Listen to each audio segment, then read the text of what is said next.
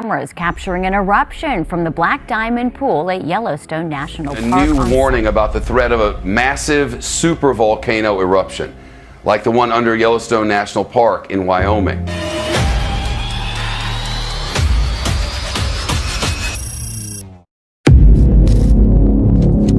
Yellowstone on the brink of earthquake destruction, USGS, predicts a massive aftershock wave that could awaken the supervolcano beneath America. The night sky over Yellowstone National Park was still and eerily quiet until the ground began to move. At first, it was only a faint vibration, the kind that rattles windowpanes but doesn't break them. But within minutes, the entire plateau began to sway. Because the magma chamber below Yellowstone, it measures about 55 miles wide, 20 miles in length, and it's 6 miles below the surface. Campers awoke to the unsettling roar of the Earth's crust grinding deep below. Birds took flight, geysers hissed violently, and bison stampeded across the open plain.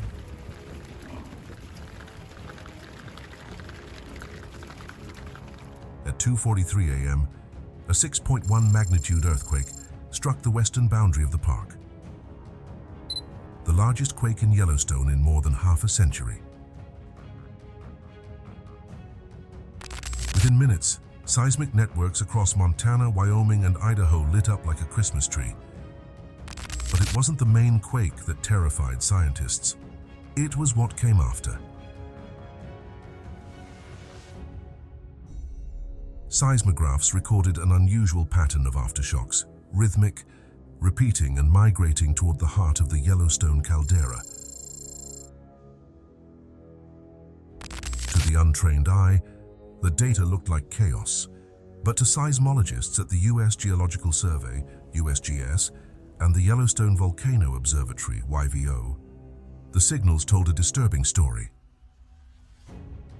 Dr. Elaine Turner, a leading volcanologist, explained it during an emergency press briefing. We are witnessing what appears to be a synchronized pulse, a massive aftershock wave that's resonating through the crust. It's interacting with deep magma zones. This type of wave can change the stress field beneath Yellowstone in unpredictable ways. Within 24 hours, over 500 smaller quakes rippled outward, some deep, others shallow, and all converging toward the central magma reservoir beneath Norris Geyser Basin.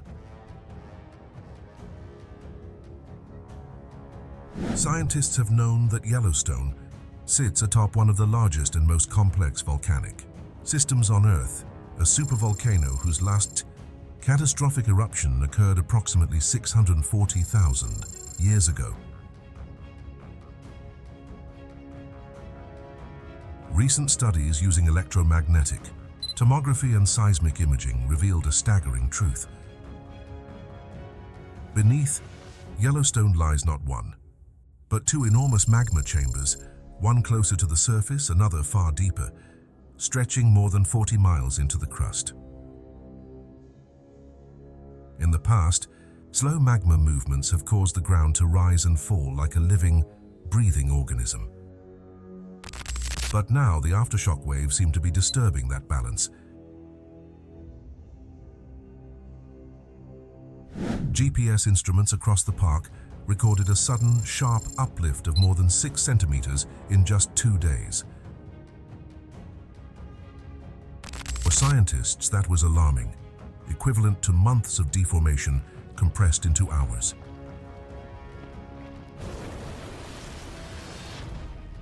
USGS monitoring systems picked up an increase in carbon dioxide and sulfur dioxide emissions, suggesting that magma was moving and degassing at greater depths. Inside the underground command center of the Yellowstone Volcano Observatory, a dozen scientists gathered around a glowing screen. Every minute, new data arrived from satellite radar, INSAR, and seismographs.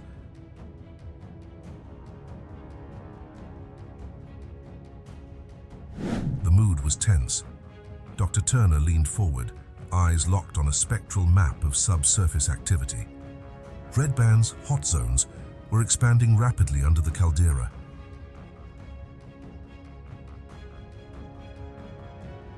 "We've got fluid migration," she said quietly. "Gas expansion in the lower chamber. Pressure front moving northeast." Dr. James Renner, a USGS geophysicist, turned from his console. If this wave continues, it could weaken the brittle layer separating the upper magma body from the hydrothermal system. That's how chain reactions start.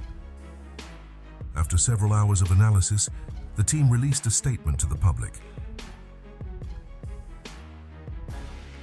Due to significant ground deformation and elevated seismic activity, the Yellowstone Volcano Observatory is raising the alert status from green to yellow. There is no evidence of imminent eruption, but the probability of hydrothermal explosions or minor phreatic activity has increased.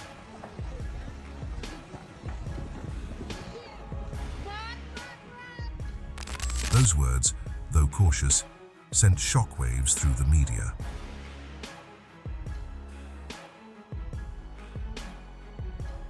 Beneath the ground, unseen and unstoppable, forces were gathering.